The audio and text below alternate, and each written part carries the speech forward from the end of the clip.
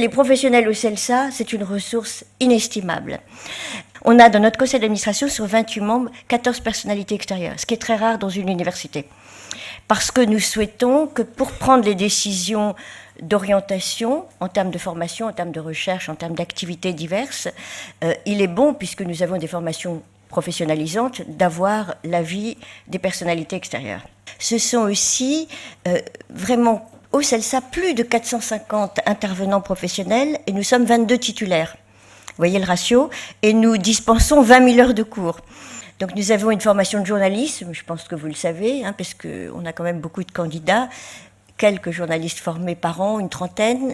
Nous allons ouvrir de nouvelles formations, évidemment, journalisme et innovation, journalisme de données, pour prévoir des débouchés qui évoluent avec les nouveaux médias, comme dans les autres métiers. Donc le journalisme est une branche, les ressources humaines dont font partie nos étudiants cet après-midi, mais c'est ressources humaines et communication, avec un fort accent sur, évidemment, les technologies de l'information et de la communication. Publicité marketing, donc on parlait avec Isabelle Ockrent de la marque, hein, là-dedans il y a des stratégies de marque et de branding, des formations en apprentissage dans toutes ces sections, la communication dans tous ces volets, qu'elles soient internes, corporate, numériques, interculturelles, hein, ce sont des sections importantes. Et puis un nouveau département très actif qu'on appelle médias et communication, qui en fait est réservé d'une part au management des médias, parce que les entreprises des médias doivent évoluer, et là nous créons une formation innovante, hein, qui s'appelle d'ailleurs Innovation et création de contenu médiatique.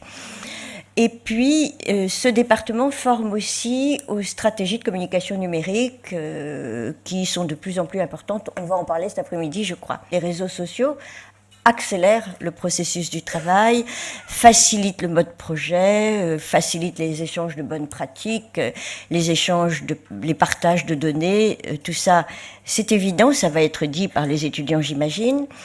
J'ai lu l'enquête d'ailleurs, mais c'est aussi quelquefois un facteur d'interrogation, hein, ça pose des problèmes, comme toute nouvelle organisation du travail, et ces problèmes sont de l'ordre du contrôle nécessaire de la sécurisation des données, de la confidentialité des données, des courts-circuits possibles, parce que les hiérarchies existent aussi encore en partie. Dans toutes nos formations, la dimension numérique, nouvelles technologies et réseaux sociaux est présente, y compris, on en parlait avec les représentants du ministère de l'économie et des finances, y compris bien sûr dans les institutions publiques, dans les universités, dans toutes les formes d'institutions publiques.